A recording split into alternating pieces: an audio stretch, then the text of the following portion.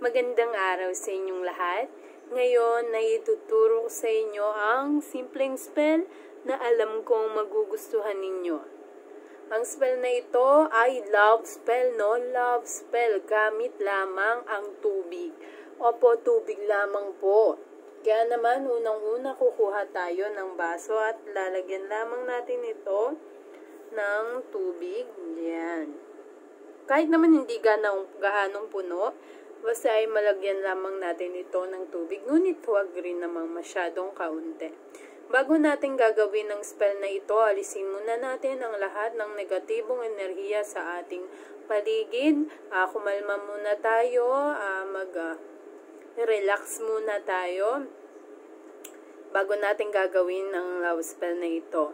Ngayon, ang love spell na ito ay maaari nyong gamitin sa iba pang mga love spell, o kaya naman maaari nyo naman itong gawin yung ito lang. Ngunit, mas pinapayo ko na gamitin nyo ito sa iba pang love spell. Halimbawa ay, sa ibang love spell ay kayo gagamit ng tubig, no? Kung yun ang kaso, mas maganda kung ito yung gamitin nyo, no? Yung tubig na ginamit nyo rito sa spell na ito, dahil sinisigurado ko na imbis na ganoon lamang ang magiging epekto nun ay lalaki at mas makakatulong ito upang mas maging epektibo yung love spell na yan na gagawin mo. Unang-una, kukuha ka ng baso. Yan, kung makikita nyo, lalagyan mo lamang ito ng tubig. Mas maganda yung baso na ito yung kita natin ng loob kahit hindi babasagin. Sunod naman, ang gagawin mo naman ay hahawakan mo ito gamit ang dalawang mong kamay. Dalawang kamay po, At ang gagawin mo ay pipikit ka, no? At habang hawak-hawak mo ang basong ito, ay iisipin mo yung tao na yon, na siya ay nandoon sa iyong isipan at pinapaligiran siya ng pulang liwanag. Yung para bang lumalabas yung aura, no? Yung pulang aura sa kanyang katawan. Yun ang kailangan natin. Ngayon, isipin mo na yung aura na iyon ay lumalabas at papunta sa iyo. Galing sa kanya yung kulay rosas o kulay pulang aura na iyon ay umalis sa kanyang katawan at papunta sa iyo. Habang hawak mo ito at habang ikaw ay nakapikit. Ngayon, kapag katapos nun ay didilat ka na at sasabihin mo ng 12 beses ang kanyang pangalan. Buong pangalan, buong pangalan, sasabihin mo kahit yung pabulong lang, pero hindi dapat sa isip lamang, hindi dapat ganun.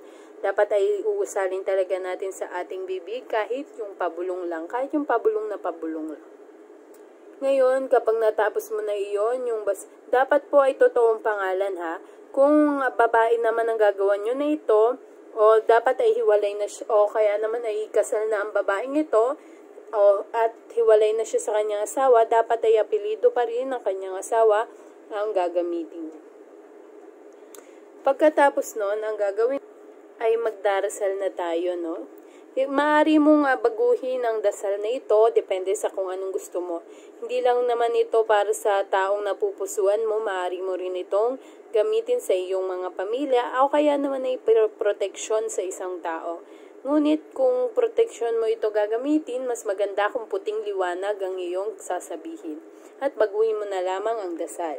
Maaaring sabihin mo, ikaw ay mapapa sa akin, sabihin ng kanyang buong pangalan, dahil ako ay isang tao na nagmamahal sa iyo. Itong spell na ito at ang baso ng tubig na ito ay hindi simpleng baso ng tubig lamang.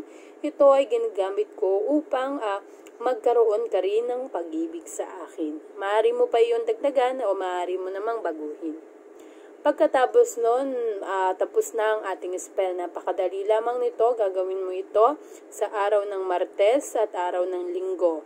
Ang gagawin oras kung kailan mo ito gagawin ay may araw dapat kung kailan mo ito gagawin.